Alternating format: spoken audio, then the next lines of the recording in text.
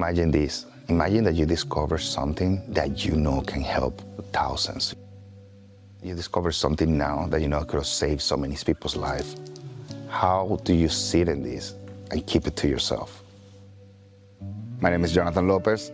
I'm a United States Army veteran, and I'm also the outdoor programs coordinator and peer support specialist for Healing Frontline Heroes. I had a pretty good life growing up. I was very loved by my grandmother. I left home early, joined the military at 17, went down the pipelines, infantry school, airborne training, Ranger indoctrination program, all the way through Special Forces selection. Fortunately, I was injured while I was stationed in Germany, and kind of like felt without a purpose for a while.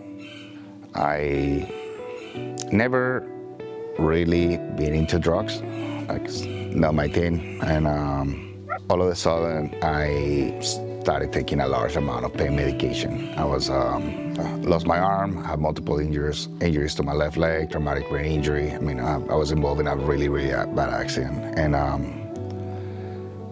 I just wanted to mask the pain to be able to get back up again. I became addicted to pain pills. It was took me down a very dark spiral. A few years later, ended up in a suicide attempt. After that, I became very involved once again with the military or veteran community. I started doing a lot of obstacle course races to help endurance races, ran a skydive program for veterans.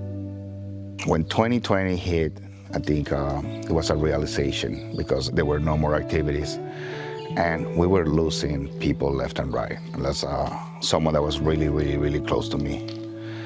And I realized that like everything that I was doing, what was I doing? Like, was I really healing? Was I helping other ones heal? Or was just keeping them busy enough so they wouldn't think about their problems? I heard of psychedelics. A good friend had offered me a spot in a retreat for ayahuasca. Never heard that word before. So decided to Google it. And immediately my response was, hell no. But after a little while, I went ahead and did it. And it was honestly a life-changing experience. And I was able to liberate myself from all this guilt and forgive. Like that was like my intent, and that was like the strongest thing. Like I was able to forgive myself, forgive other ones, forgive, and just be able to live free. My first experience was about forgiveness.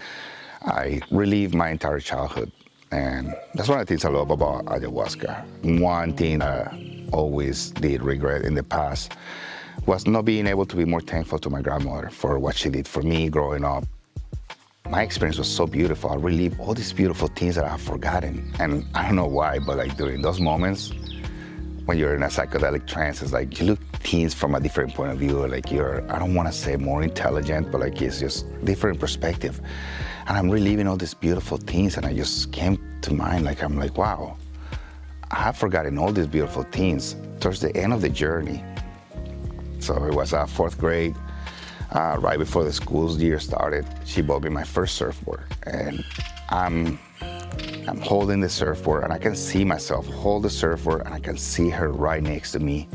And I just saw that smile in her face, radiant smile, like just full of happiness.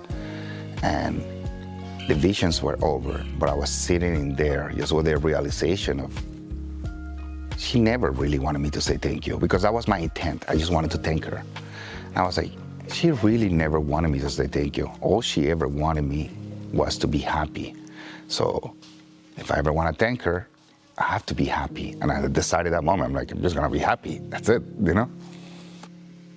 I was able to forgive my father because once again, I judged him based on who I was as a father. I sat in there and I was like, he's a fucking amazing guy. He really is. I mean, like through my childhood, he wasn't bad. He was young. I came back home and the first one was my dad. Like I talked to my dad, and We talk from time to time, like usually like Christmas and somebody's birthday, but like this was just a call on a Monday, random. And opening line was like, I'm sorry, dude. I'm sorry I've been such an asshole. And he couldn't understand, and like cry, whatever. It really told me like he thought he had lost me, and not because of anything I'd done, like it had some responsibility for not being there. I was a man, water under the bridge, like I haven't been the best here, but whatever. And like our relationship is amazing now.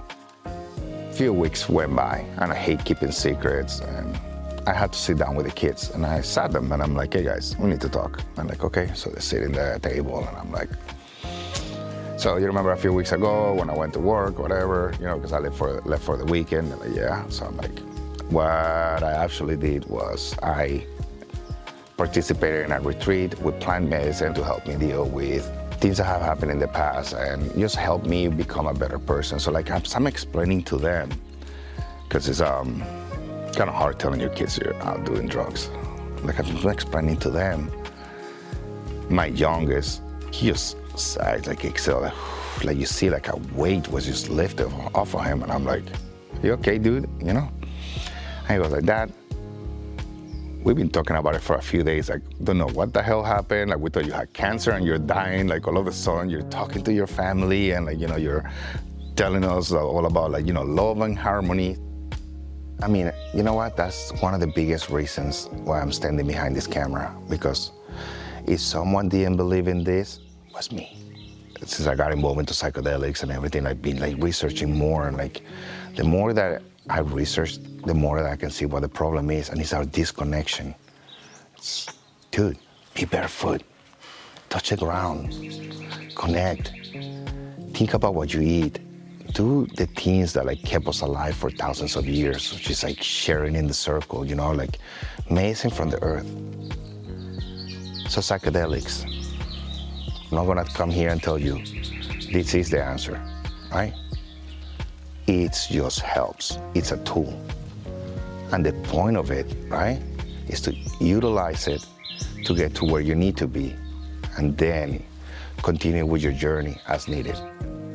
You don't need to do psychedelics and go out there and get an ayahuasca shirt and tell the world, like, it's about your actions, and your actions are gonna speak louder than anything else.